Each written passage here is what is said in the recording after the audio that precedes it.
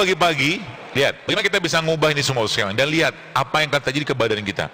Kalau yang tadi Anda stopin, saya katakan dari awal, saya katakan minyak segala macam kita stop. Kemudian pagi-paginya, Anda makan tempe, nggak usah banyak-banyak atau kurma sedikit. Kemudian minumnya teh serai atau jahe, atau mungkin teh-teh rimpang atau rempah yang lain. Kemudian habis makan tempe tadi, Anda makan sayur kayak begini. Lama-lama badannya akan memperbaiki dirinya sendiri. Tubuh kita itu kalau nggak ada sendok pakai tangan nggak apa-apa sih dimakan. Judulnya berbagi enzim. Jadi kalau kita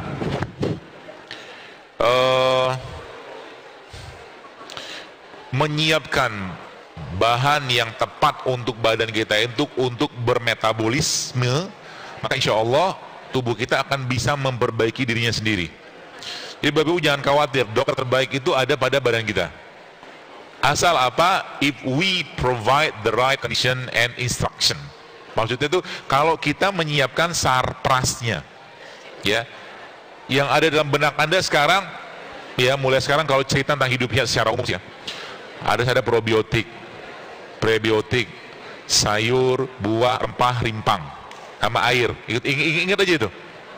Ya, boleh nggak makan daging? Boleh. Rasulullah makan daging, tapi mungkin kalau bisa makan daging nggak tiap hari juga lebih baik. Nggak usah makan daging tiap hari. Ya, karena daging tidak ada antioksidannya. Kecuali Anda punya kemampuan mengasup produk antioksidan, silakan. Tapi kalau tidak, saran saya mungkin jangan sering-sering juga makan daging, lebih baik. Nanti kalau badannya nggak besar gimana? Tenang aja, gajah nggak makan daging, badannya gede. Betul kan? Dinosaurus makan daging nggak? Kagak. Itu kalau mau nanti kalau nggak makan daging gimana kami? Kalau biar badan kami strong gitu kan? Anda lihat buffalo, kerbau yang itu, yang buat tanding itu makan apa itu? Rumput. Sangar juga dia kan? Ya, tenang aja, ya. Seperti itu. Pas jam 11, alhamdulillah. Mungkin boleh 1-2 pertanyaan kali ya. Pertanyaan pakai ini, Bu. Gak usah banyak-banyak.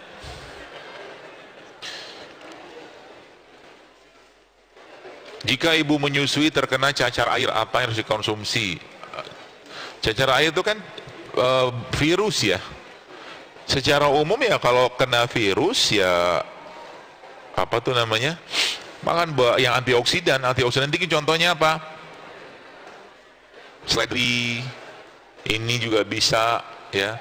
Buah-buahan secara umum juga bisa ya. Tambah lagi dengan rempah-rempahan yang sifatnya panas atau hangat gitu, kayak jahe, kayu manis, cengkeh gitu, insya Allah membantu. Jadi tak spesifik pun tidak masalah.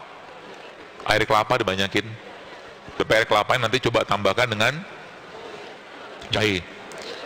Air jahe nanti dicampur dengan air kelapa, tak kasih madu, insya Allah membantu.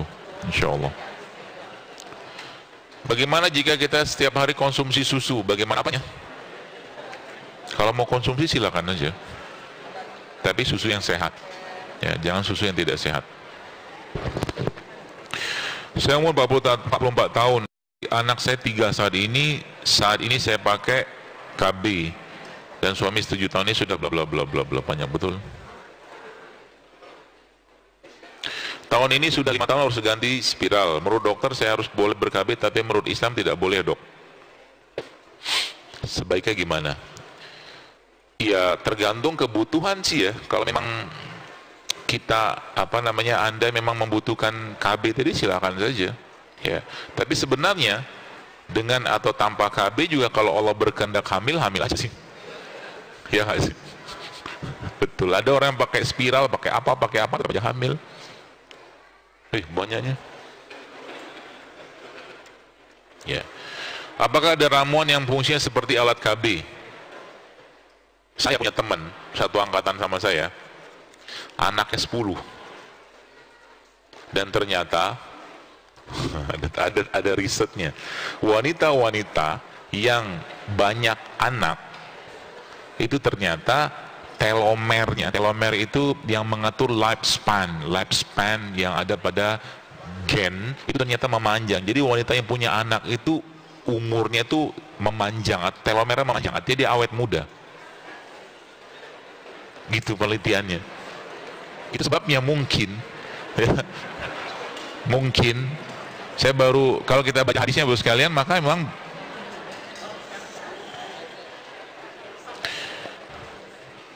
memang subhanallah, Nabi bilang begini, aku akan banggakan wanita-wanita di depan para malaikat dan para nabi, mereka-mereka yang mempunyai zuriat yang banyak, anak yang banyak. Ya, terlepas dari program KB sih ya. Ini kita bicaranya hadis. Ya. Nah, kalau punya anak, ya tidak apa-apa, kalau mau banyak juga apa-apa, dan jangan khawatir kalau orang itu bertakwa tidak akan Allah kurangi rezekinya. Ya, tapi kalau mau KB juga ya sok silakan.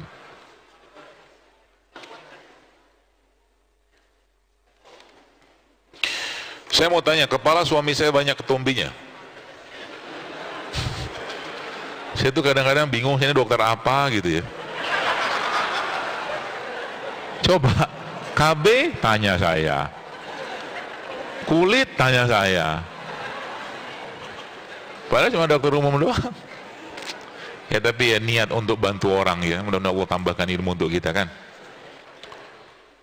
Mari kita jadi duta-duta kesehatan Islam. Ya, maka Bapak Ibu sudah tahu ilmunya, jangan lagi nyampah, jangan lagi makan gak sehat, gitu loh pesan saya. Banyak sekali ketombinya, bahkan di sekitar alis dan jenggotnya juga banyak ketombi, sampai beliau selalu cukur gundul, tapi ketombinya seperti jamur. Nah, itu sudah ketemu soalnya. Salah satu penyebab ketombi kan jamur. Obat jamur apa? Rempah. Rempah tuh rimpang ya, kayak ibu-ibu mungkin bikin suaminya rempah. Kok nggak salah kemarin saya ada posting deh itu tuh. Ada ibu-ibu cerita suami itu botak, rambutnya udah mulai nipis gitu kan. Kemudian perasaan tadi janji kita nggak pada pertanyaan, sekarang jadi pertanyaan. Jadi akhirnya dia kasih rempah kayak rimpang gitu lah, seperti biasa lah ya, nothing spesifik gitu lah. Dan subhanallah, itu anak nyangkut nanti.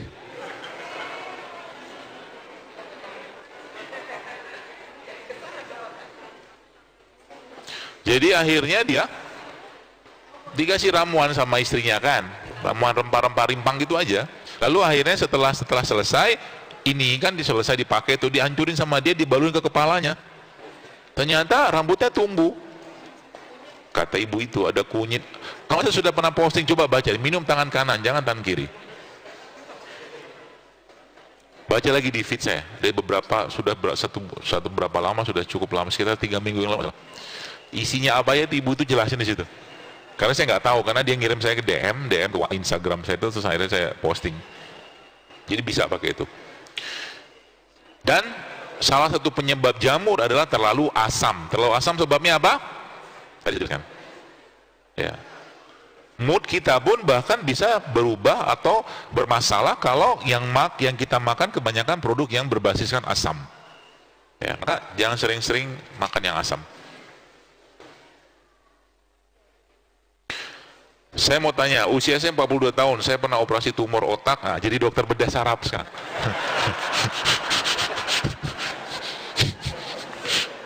Ya Allah alam lah. Semoga saya bisa nolong orang. Tapi sampai sekarang saya masih suka kejang, pingsan dengan tiba-tiba. Kadang-kadang rasa sakit kepala sampai tak tangan, dan sampai sekarang masih minum obat. Obatnya nggak tahu, itulah pokoknya. Mohon saran untuk saya. Berbekam. Ya, rutinkan berbekam. Sama rutinkan ruqyah. Ya, jadi kepalanya di ruqyah. Bagaimana apa ruqyah sama orang? Ruqyah sendiri saja. Ya, kita belajar cara meruqyah sendiri. Kan banyak sekarang ruqyah mandiri baca, tapi ruqyah mandiri yang syar'i ya.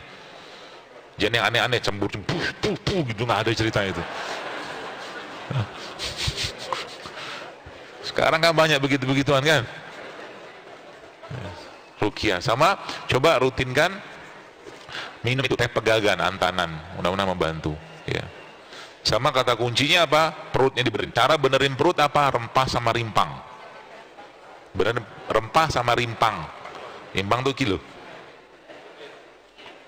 kunyit, jahe itu rimpang. Rempah itu apa? Cengkeh itu rempah. Ya.